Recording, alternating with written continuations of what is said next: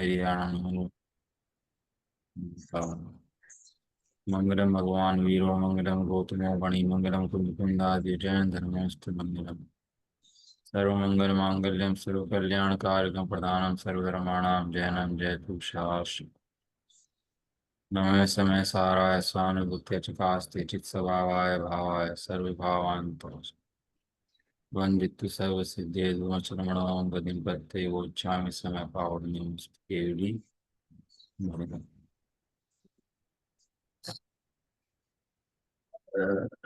शीर्ष में सारजी ग्रंथ सरस्वती ज्ञान अधिकार गाथा नंबर 344 से लेकर 345 से 348 हो गया था सब कुछ। इसके अंदर रह गया था कलश, चल रहे थे अपने। कलश नंबर है इसके अंदर 208, 209, 210। तीन कलश इसके अंदर आचार्य मिशन में। पहले अपन ने 209 नंबर कलश पढ़ लिया और 208 नंबर रह गया था, जबकि 208 नंबर पहले पढ़ना चाहिए था। कोई बात नहीं, 208 नंबर कलश अब अपन लोग पढ़ लेते हैं। कलश नंबर 208 सामने आपके आ गया होगा। आत्मानं परिशुद्धमीप्सुभिरति व्याप्तिं प्रपद्यांधकै कालोपाधिबलादिशुद्धिमधिकाम् तत्रापि मत्वा परै चैतन्यं क्षणिकं प्रकल्प्य मत् पृथुकैषुधर्यसूत्रैरते रात्मा व्युज्यति येष हारवदेहो निसूत्रमुक्ते शिवी।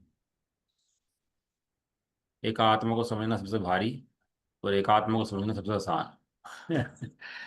और मोक्ष जो है आत्मा को समझने में ही है। मूर्ख है उसके लिए भारी है? आता ना कि मूर्खन को अति भारी। मूर्खों के लिए भारी है और चतुर के लिए सरल है। अब मूर्ख लोग अकल लगाते हैं, अपनी समझने की कोशिश तो करते हैं, ऐसा नहीं समझने की कोशिश नहीं कर रहे। बेचारे पढ़ भी रहे हैं, समझने की कोशिश भी कर रहे हैं, सिद्धांत पढ़ देख भी रहे हैं, लेकिन मूर्खताई के कारण उस बात को समझ नहीं पाते और नए नए सिद्धांत खोज लेते हैं अपनी तरफ से। अब बहुत लोग ऐसे हैं, अब नहीं समझ पाता तो नहीं समझ पाता, पढ़ता पढ़ता ही बेचारा नहीं समझ पाता बातों को, और उनमें से नई नई बातें खोज लेता है और वस्तु स्वरूप को भूल जाता है। इसी अर्थ का कलश रूप काव्य कह रहे हैं कि आत्मा को संपूर्णतः शुद्ध चाहने वाले अन्य किन्हीं अंधों ने, क्या शब्द दिया, अंध, क्या चाहते हैं? आत्मा संपूर्ण शुद्ध है, अशुद्ध है ही नहीं। अशुद्धता जो है कर्मों की है, मेरी अशुद्धता नहीं है। ऐसे पर्याय दृष्टि को गुण करके मात्र द्रव्य को ही आत्मा मानने वाले किन्हीं अंध पुरुषों के, संपूर्णतः शुद्ध चाहने वाले अन्य किसी अंधों ने, बाली जनों ने, बौद्धों ने, बौद्ध मतलब क्षणिक मानते हैं। बौद्ध माने क्षण क्षण में आत्मा उपजता है, नाश हो जाता है, उपजता है, नाश होता है। प्रत्येक वस्तु क्षण क्षण में उपजती है और नाश को प्राप्त होती रहती है। और संसार जो है प्रतिक्षण नया उपजता है और नाश को प्राप्त हो जाता है ना। और मेरी की गलती नहीं है, संसारी की गलती है, संसारी चल रहा है। ऐसा बालिश जनों ने, बौद्धों ने काल की उपाधि के कारण भी आत्मा में अधिक अशुद्धि मानकर अति व्याप्ति को प्राप्त होकर शुद्ध ऋजु सूत्र नय में रत होते हुए चैतन्य को क्षणिक कल्पित करके इस आत्मा को छोड़ दिया, जैसे हार के सूत्र डोरे को न देखकर मात्र मोती को देखने वाले हार को छोड़ देते हैं। अति व्याप्ति, अव्याप्ति, असंभव, तीन है ना लक्षण का भास, लक्षणाभास है। अति व्याप्ति माने जो एक से ज्यादा में व्याप्ता हो उसे कहते हैं अति व्याप्ति। अव्याप्ति माने जो उसमें ही कम में व्याप्ता हो उसको अव्याप्ति। और असंभव माने जो लक्षण उसके अंदर हो ही नहीं, ऐसा। तो ऐसे काल की उपाधि के कारण से अधिक अशुद्धि मानकर, काल जो काल की उपाधि है उसके कारण भी आत्मा में अधिक अशुद्धि मानकर अति व्याप्ति को प्राप्त होते हुए, अब इसे टीका जो आएगी ना, जो भावार्थ आएगा, इसमें खुलासा कर देंगे चैतन्य जी पूरा का पूरा, इसका अर्थ क्या आ रहा है इसके अंदर। चैतन्य को क्षणिक कल्पित करके इस आत्मा को ही छोड़ दिया। जैसे कोई मोती तो चाहे पर धागा ना चाहे, हार तो चाहे धागा ना चाहे, तो क्या है उसका हिसाब किताब। कहने लगा भैया तू पूरे हार को चाहता है तो धागा भी साथ में आएगा। अब वो खाली मोती मोती चाहे तो ऐसे मोती मोती साथ में आने वाले नहीं है। जैसे नमक का खारापन चाहे तो पूरी नमक वस्तु साथ में आएगी, खाली खारापन साथ में आने वाला नहीं। भावार्थ क्या कह रहे हैं देखो भावार्थ के अंदर जयचंद जी इसका। आत्मा को संपूर्णतः शुद्ध मानने के इच्छुक बौद्धों ने विचार किया कि यदि आत्मा को नित्य माना जाएगा तो नित्य में तो काल की अपेक्षा होती है। नित्य माने तो वस्तु नित्य की तो उसमें काल की अपेक्षा आती है, इसलिए उपाधि लग जाएगी। इस प्रकार काल की उपाधि लगने से आत्मा को बहुत बड़ी अशुद्धि आ जाएगी और इसमें अति व्याप्ति दोष लगेगा। एक वस्तु परिणाम कर रही है, वो पर्याय रूपी हो जाएगी, द्रव्य रूपी हो जाएगी, तो अति व्याप्ति हो जाएगी। इसलिए हम तो खाली पर्याय पर्याय मानते हैं, द्रव्य नहीं मानते। तो द्रव्य मानने से अति व्याप्ति का दोष आ जाएगा, उसके अंदर दोष आ जाएगा ना उसमें अति व्याप्ति का। क्योंकि आत्मा को नित्य अगर मान लिया, मानते हैं अनित्य अनित्य है, और नित्य मान लिया तो नित्य किसकी अपेक्षा लगेगी, कि काल की अपेक्षा लगेगी। भैया आत्मा नित्य भी होता है काल की अपेक्षा से। तो ऐसी उपाधि लगने से उसमें आत्मा शुद्ध हो जाएगा, अशुद्धि आ जाएगी उसके अंदर, वस्तु के अंदर। इसलिए उसमें अतिव्याप्ति दोष आ जाएगा। इसलिए हम तो आत्मा को सदाकाल अनित्य ही मानते हैं। इस दोष के भय से उन्होंने शुद्ध ऋजु सूत्र का विषय जो वर्तमान समय है, शुद्ध ऋजु सूत्र न होता है जिसके अंदर जो उसको वर्तमान में विषय बनाता है। वर्तमान में राजा है तो वर्तमान में राजा है, उसको कहेगा यह राजा है। कोई भिखारी है वर्तमान में तो उसके क्या कहेंगे, यह भिखारी है। वर्तमान के विषय को ही, वर्तमान के उसको ही विषय बनाता है, उसे कहता है शुद्ध ऋजु सूत्र है। वर्तमान में राजा है तो राजा ही है, ये सदाकाल राजा है ऐसा नहीं है, वो सदाकाल व्यक्ति है। उतना मात्र जितना वर्तमान में है उतना मात्र क्षणिक ही आत्मा को माना, और उस आत्मा को नित्य अनित्य स्वरूप नहीं माना। वस्तु का एक अंश पकड़े क्या कर दिया, पूरी वस्तु की कल्पना कर ली उन्होंने, नित्य नित्य वस्तु नहीं माना। इस प्रकार आत्मा को सर्वथा क्षणिक मानने से उन्हें नित्य अनित्य स्वरूप द्रव्य पर्याय स्वरूप सत्यार्थ आत्मा की प्राप्ति नहीं हुई। मात्र क्षणिक पर्याय में आत्मा की कल्पना हुई, किंतु वह आत्मा सत्यार्थ नहीं है। क्षणिक जो आत्मा है उसको अपना मान लिया, और जो पीछे द्रव्य बैठा अखंड गायक परमात्मा, जो द्रव्य स्वभाव बैठा, उसको मानते नहीं है और जानते भी नहीं है। और जो पर्याय को जानता है वो पर्याय को भी नहीं जानता। मजे की बात ये है, जो द्रव्य को जानता है वही पर्याय को भी जानता है। अब वस्तु एक अंश को चाहिए, उन्हें तो वर्तमान चाहिए बस। ये ऐसा होता नहीं है। उदाहरण दे रहे हैं इसके अंदर। मोतियों के हार में, डोरे में अनेक मोती पिरोए जाते हैं। जो मनुष्य उस हार नामक वस्तु को मोतियों तथा डोरे सहित नहीं देखता, मात्र मोतियों को ही देखता है, वह पृथक पृथक मोतियों को ही ग्रहण करता है, हार को छोड़ देता है। अर्थात उसे हार की प्राप्ति भी नहीं होती है। मोती पड़े हों बहुत सारे और हारें पिरोए तो हार की प्राप्ति होती है, और बिना धागे हार चाहे और मोती हो तो हार बन जाएगा क्या, वो ऐसे ही है। लेकिन क्या है ना, ये बाहर में इतना ये काम नहीं करता। बाहर में तो 100 लोग कहते हैं कि बेवकूफ है भैया, गलती कर रहा है, ऐसा नहीं होता। बाहर में तो सोचने समझाने वाले मिलेंगे, और यहाँ मोक्ष मार्ग में सोचने उल्टे पढ़ाने वाले मिलेंगे बाहर में। क्यों? क्योंकि यहाँ मोही जनों की भीड़ है, यहाँ उल्टे समझते हैं उल्टे समझाते हैं। तो क्या ना, व्यक्ति सिद्धांत समझ ले, उल्टे सीधे हैं समझ ले, पहले खुद समझेगा, फिर दो चार को समझाएगा, फिर वे समझ लेंगे तो दो चार को समझाएगा, भीड़ लग जाएगी उसके पीछे, और वो पक्का हो जाएगा कि मेरे सिद्धांत जो हैं वे सही है बिल्कुल, ऐसा मानने लगेगा। तो कदाचित कदाचित थोड़ा जाते समय ज्ञान हो जाए, या कोई थोड़ा बहुत ज्ञान पकड़ हो जाए ना उसको, अब थोड़ा सा आगे पीछे का पता लग जाए, निमित्त ज्ञान हो जाए, तो समझेगा अब तो मतलब बिल्कुल सही हो गया भाई। लेकिन सही भाई होता नहीं है जब तक वस्तु स्वरूप ना जाने इस हिसाब से। इसी प्रकार जो जीव आत्मा के एक चैतन्य भाव को ग्रहण नहीं करते और समय समय पर वर्तना परिणाम रूप उपयोग की प्रवृत्ति को देखकर आत्मा को एक चैतन्य भाव तो ग्रहण नहीं करते, और जो समय समय पर वर्तना, समय समय पर पर्याय लक्षण है ना पर्याय का वर्तना, तो उस परिणाम रूप उपयोग की प्रवृत्ति को देखकर, उस उपयोग के कार्य को देखकर आत्मा को अनित्य कल्पित करके ऋजु सूत्र न्याय का विषय जो वर्तमान समय मात्र क्षणिकत्व है उतना मात्र ही आत्मा को मानते हैं, अथवा जो जीव आत्मा को द्रव्य स्वरूप नहीं मानते, मात्र क्षणिक पर्याय रूप ही मानते हैं, वे आत्मा को छोड़ देते हैं, अर्थात उन्हें आत्मा की प्राप्ति नहीं होती है। वे कहते हैं इसके अंदर अतिव्याप्त दोष आ जाएगा। यदि आत्मा को द्रव्य मानेंगे और पर्याय मानेंगे तो क्या हो जाएगा उसके अंदर? अतिव्याप्ति। अतिव्याप्त दोष किसे कहते हैं आप समझ लो? अतिव्याप्ति दोष, अतिव्याप्ति दोष आत्मा रूपी है, ये लक्षण की दोष है, लक्षण की लक्षणाभास है। आत्मा रूपी है, लक्षण की लक्षणाभास है। घी चिकना होता है, लक्षण की लक्षणाभास है। घी चिकना चिकना नहीं होता, घी कि घी चिकना होता है, ये तेल भी चिकना होता है और अन्य पदार्थ भी चिकने होते हैं लोग के अंदर, तो उस लक्षण से वस्तु पहचान में नहीं आती, तो उसको क्या बोलते हैं? अतिव्याप्ति दोष। क्या बोला जाता है उसको? अतिव्याप्ति दोष।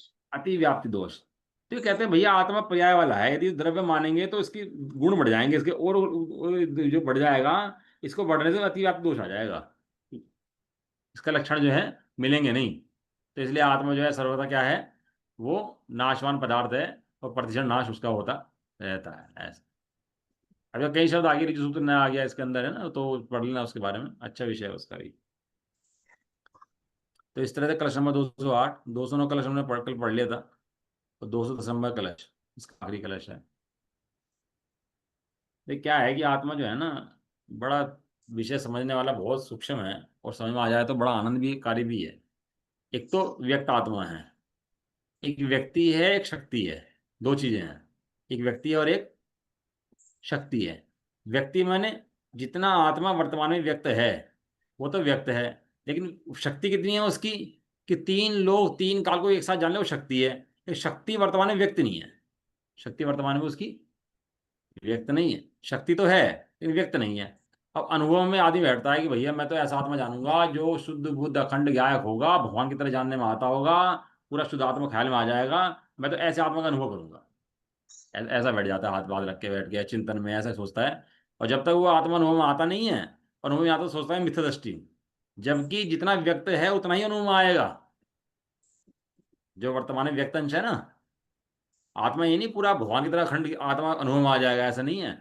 वो ज्ञान के जितने प्रदेश अभी विद्यमान हैं, वर्तमान में जितने हैं, उतने प्रदेश में ही आत्मा जानने में आएगा। लेकिन वो मात्र उतना आत्मा जानने में नहीं आएगा, वो जानने में ये भी आएगा कि ये जो आत्मा जानने में आ रहा है वो है कैसा। व्यक्त वर्तमान की पर्याय व्यक्त है ना कि नहीं है। आत्मा किस में जानने में आएगा? वो शक्ति पूरी जानने में आ जाएगी कि जो व्यक्त पर्याय है उसके द्वारा आत्मा जानने में आएगा, और व्यक्त पर्याय के द्वारा जितना व्यक्त है उतना जानने में आएगा कि पूर्ण जानने में आ जाएगा। विषय भारी हो गया क्यों आंटी? समझ में आ रहा है कि नहीं आ रहा? हाँ हाँ। अभी आपके पास सपोज करो 1 करोड़ रुपए है, आप बाजार में गए, आप बाजार में आपके पास 1,000 रुपये जेब में है, और बाजार में सब्जी लेनी है, आपको कुछ सामान लेना है, तो 1 करोड़ रुपये काम में आएंगे कि 1,000 रुपये काम में आएंगे? क्या काम में आएगा बाजार में? कि भाई जितना जेब में है वो उतना काम में आएगा। लेकिन इतना काम में आने पर भी दृष्टि में क्या है कि मेरे पास क्या है, कि मेरे पास 1 करोड़ रुपए हैं। ऐसे ही यहाँ व्यक्ति तो है, व्यक्त है, कम व्यक्त है, ये बात तो बराबर है, और जानने में भी प्रयोग में भी वो कम व्यक्ति ही आएगी। अखंड आत्मा पूरा पूरा जानने में आ जाए ऐसा नहीं है। लेकिन उस व्यक्ति के द्वारा जानने के बाद भी श्रद्धान के अंदर क्या रहेगा कि ये आत्मा जानने में आ रहा है वो है कैसा। दो पखवाड़े, दो पक्ष समझ में आए? अभी जो लोग समझते हैं ना कि पूरा पूरा आत्मा भैया ख्याल में आ जाएगा पूरा पूरा, तो टोटल मैंने लिखा उसके अंदर बहुत सुंदर प्रकरण दिया कि मति शुद्ध ज्ञान के अंदर जितना आत्मा जानने में व्यक्त है ना उतना ही आत्मा जानने में आएगा।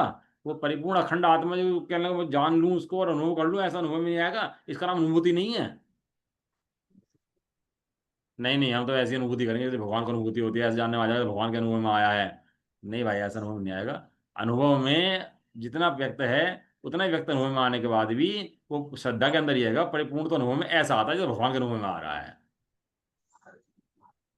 कुछ समझ में आया? कन्फ्यूजन है भी इसके अंदर कुछ? अभी अपने पास आटे का डब्बा भरा हो, रोटी बनाए, तो थोड़ा सा आटा लेके हम रोटी बना लेंगे उसकी। एक प्रयोग में कितना आ रहा है? इतना। और है कितना? कि वो सारा प्रयोग में कितना आ रहा है फिलहाल? सारा प्रयोग में आ रहा है क्या? कि सारा प्रयोग में नहीं आ रहा है, कम प्रयोग में आ रहा है। लेकिन है कितना? है बहुत सारा। ऐसे ही अनुभव के अंदर जो आत्मा अनुभव अनुभव करते हैं, कहते हैं, जो अनुभव कहते हैं, उसके अंदर केवल मात्र आभास मात्र है कि भैया मैं आत्मा हूँ, शुद्धात्मा हूँ, मैं परद्रव्य नहीं हूँ, पुद्गलादिक नहीं हूँ। और ये भिन्न ज्ञान प्रदेशों के द्वारा पहचान लेगा कि मैं ज्ञान प्रदेश वाला भिन्न द्रव्य हूँ। ऐसा। दो व्यक्ति हैं, एक के आगे, प्रोजेक्टर के आगे रील चल रही है, चल रही है रील, और एक के प्रोजेक्टर के आगे रील नहीं चल रही। वो ऐसे ही है। अब इस रील के अंदर से ही उस प्रकाश का अनुभव करना पड़ेगा, शुद्ध प्रकाश का। और इस प्रोजेक्टर वाले प्रकाश के अंदर ही ये निर्णय करना पड़ेगा यहाँ पर शुद्ध प्रकाश है। ये तो घोड़ा था ना, पानी पी रहा था, वो चू चू करे तो भाग जाए, और वो ने पानी ना पिए। कहले चू चू के अंदर ही पानी पीना पड़ेगा। इस चलते हुए मति ज्ञान शुद्ध ज्ञान के अंदर ही जो पीछे बैठा गायक है, वो शुद्ध ज्ञान का अनुभव करना पड़ेगा, और इतना ही अनुभव में आएगा। और वही शुद्ध ज्ञान के द्वारा चलेगा कि शहद शुद्ध परिणाम करती हुई वस्तु जो है वो आत्मा है, और शक्ति अपेक्षा तो कितनी है। अभी क्या है ना, अभी मति ज्ञान शुद्ध ज्ञान है अपने आप को, अपने को। और अवधि ज्ञान हो जाए तो कितना अच्छा रहे। अपने को बोल लगे अवधि ज्ञान हो जाए भैया। और अवधि ज्ञान से बढ़ेगा अलग, जाति स्मरण ज्ञान हो जाए, निमित्त ज्ञान हो जाए, अवधि ज्ञान हो जाए, और मन परिज्ञान हो जाए, तो दूसरे के मन पर रखे पदार्थों को जान ले, तो अपने को और महिमा आएगी। मन परिज्ञान भैया बहुत बढ़िया है, मन परिज्ञान, मन परिज्ञान। अब पता है ये सारे मति ज्ञान, शुद्ध ज्ञान, अवधि ज्ञान, ये केवल ज्ञान के आगे पानी भरते हैं। ये केवल ज्ञान तीन लोग, तीन वाली प्रकार को खंड जानता है, एक साथ जानता है, इतना महान है वो केवल ज्ञान है। इतना महान ज्ञान केवल ज्ञान है। वो कहते हैं वो केवल ज्ञान भी, तेरा जो ज्ञान स्वभाव अभी वर्तमान में है ना, उसके आगे पानी भरता है। वो कलाएं हैं ज्ञान की। मति श्रुत अवधि मन परे केवल ज्ञान, क्या है ये ज्ञान की? ये सहज ज्ञान की कलाएं हैं। चंद्रमा की कलाएं होती है ना, कलाएं चंद्रमा की। कितनी कलाएं होती है चंद्रमा की, बताओ? कितनी कलाएं हैं चंद्रमा की? 16 कला। कितनी? 16। 16? 15 कलाएं। 14 कहते हैं बहुत से लोग। 15 कलाएं। 14 में पूर्ण अधूरा था, पूर्ण पूर्ण में तो पूर्ण हो जाता है ना। 16 तो दिन आता ही नहीं है उसका। 16 दिन तो घटना शुरू हो जाता है वो। 14 कलाएं कहते हैं उसकी। लेकिन 14 में 14 हो जाती है। लेकिन 14 में भी अधूरा है, और पूर्ण में पूर्ण होता है। तो 15 भी कलाएं हैं उसकी। और जो 15वां, जो सूरज चांद पूर्ण होता है ना, वो 15वीं भी कला है उसकी। अब कितनी कलाएं हैं चंद्रमा की? एकम, दूज, तीज, चौथ, पंचमी कलाएं हैं। तो क्या कर रहा है चंद्रमा? चंद्रमा की कलाएं हैं ये, अदाएं हैं चंद्रमा की। एक चंद्रमा कैसा है? प्रत्येक अवस्था में। और मजे बात है, पूर्णिमा है ना, वो भी पूर्ण। कला है। पूर्ण। वो भी कला है। वो किसकी कला है? वो चंद्रमा की अपनी एक कला है। ये कौन सी चंद्रमा की कला है? जो सहज पूर्ण चंद्रमा है वो उसकी कला है। और सहज चंद्रमा जो पूर्ण है वो एक कम की चांद में पूरा है कि नहीं है? कि वो, हाँ, वो उस समय पूरा है। ऐसे ही ये जो मति शुद्ध अवधि मन परे केवल यानी किसकी कलाएं हैं? जो सहज ज्ञान की कलाएं हैं। और वो क्या गलाएं बढ़ती रहती हैं, प्रकट होता रहता है। ऐसा है जो सहज ज्ञान को ना, अब वो देखो, उस सहज ज्ञान के द्वारा परिपूर्ण से जानना भी है, वो सहज ज्ञान ही परिपूर्ण है ये भी जानना है। केवल ज्ञान से बढ़ता नहीं है।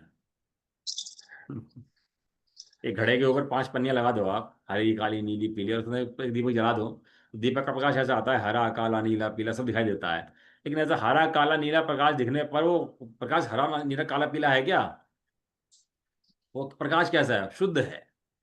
अब ऐसे अपने शुद्ध स्वभाव का अनुभव करना, इंद्रिय, इंद्रिय से भिन्न, राग से भिन्न, कषाय से भिन्न, एक शुद्ध ज्ञान जो सबको प्रकाश करता है। अब सीन के पर्दे का सीन आते हैं लड़ाई झगड़े के, तो हट जाएंगे क्या मैं?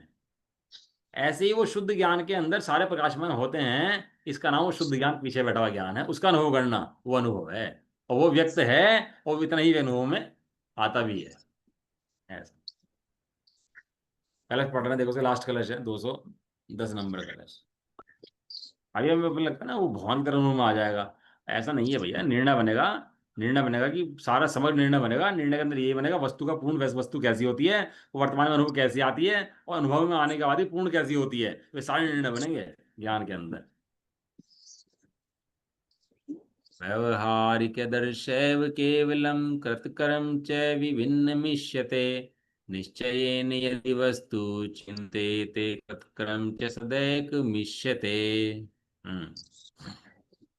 आगे ही गाथाओं का सूचक काव्य कहते हैं, यानी कि ये आगे गाथाओं की उत्थानिका है।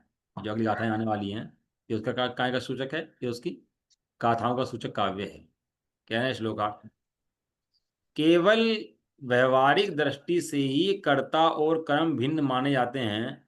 यदि निश्चय से विचार किया जाए तो कर्ता और कर्म सदा एक माना जाता है। दो चीजें हैं, कर्ता कर्म, ये दो वस्तुएं की एक वस्तु है।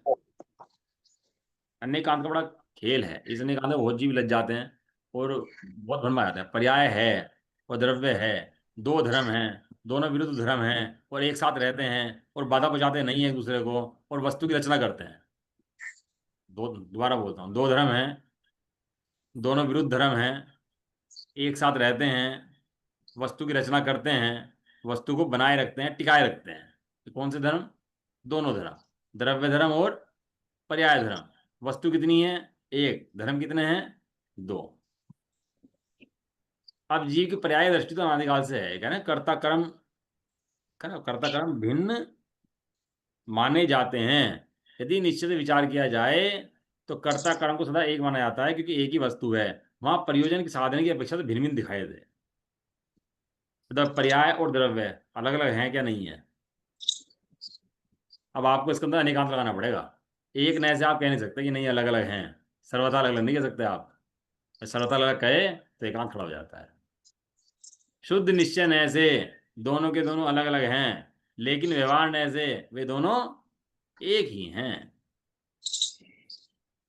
तो पढ़ा आपने, शुद्ध निश्चय है, शुद्ध निश्चय है, एक देश शुद्ध निश्चय है, परम शुद्ध निश्चय है।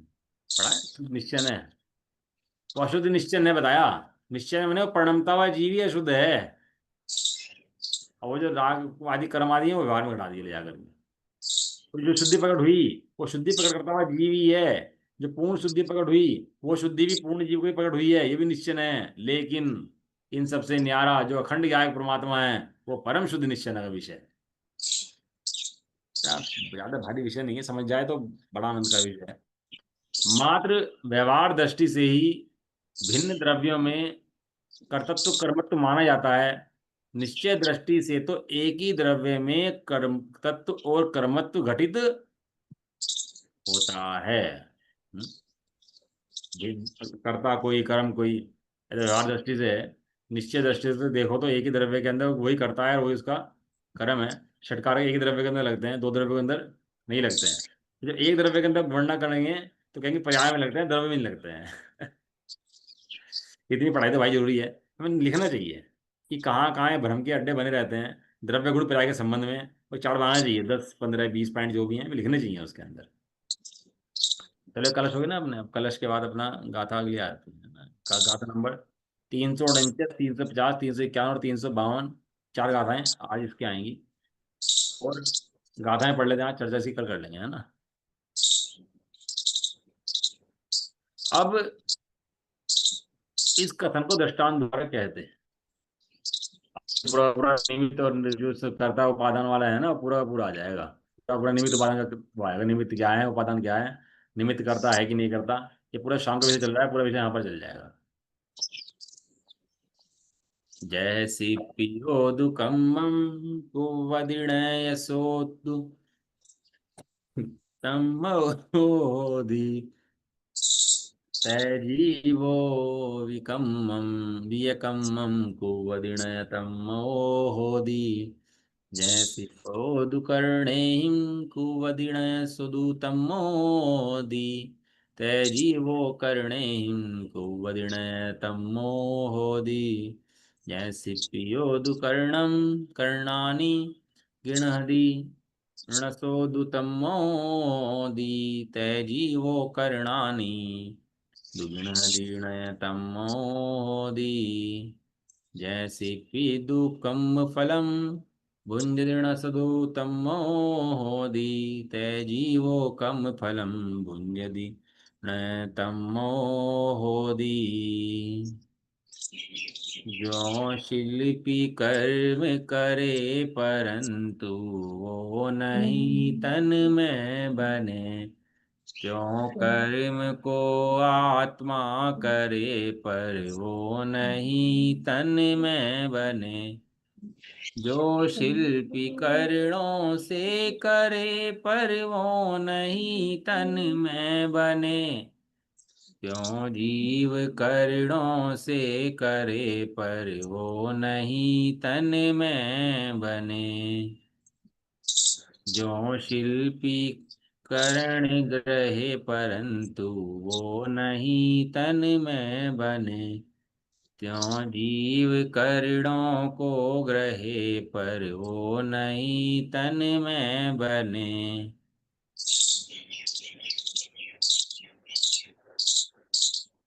और भी गाते हैं जी, 3 गाते और हैं। मतलब टोटल गाते होंगी 4 और 3 7 गाते होंगी। शिल्पी कर्म फल भोगता पर वो नहीं तन में बने, त्यों जीव कर्म फल भोगता पर वो नहीं तन में बने।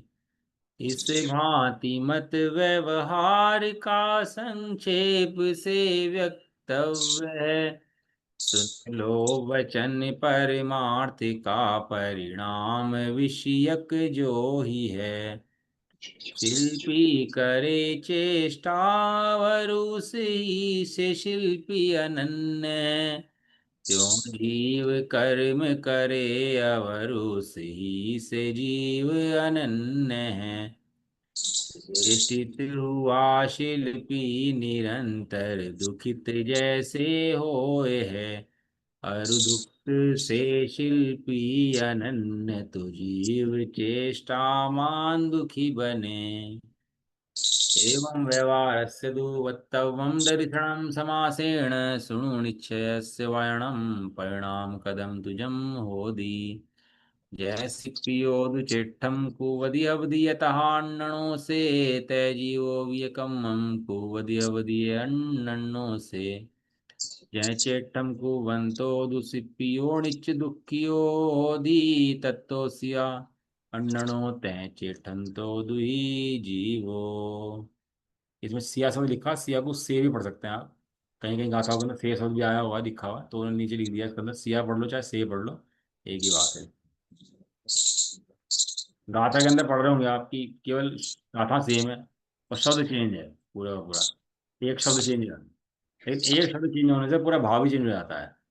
एक शब्द चेंज करते हैं ना किसी की, तो पूरा पूरा पूरा भाव चेंज हो जाता है। तो कैसे कैसे भाव चेंज होता है, कैसे उस शब्दों का मतलब होता है। अब गाथा में जैसे कल करते हैं इसकी, है ना, आप लोग जो कलश का इसका भावार्थ वो पढ़ लेना राजमन जी का, उसमें बहुत और मन खुल जाएगा आप। चलो। निज निधि निज में बताई है अनंत कार्य। उसके लिए जिनवाने वहाँ को वंदना सब सवार है। हाँ,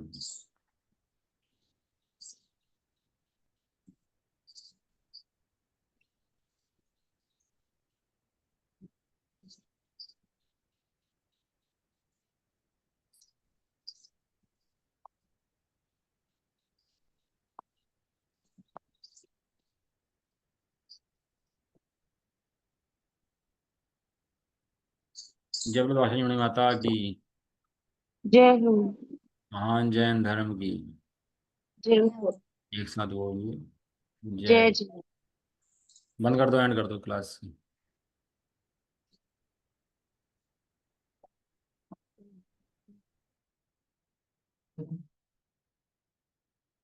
लीव कर दो आंटी क्लास, ये आप लीव कर लो।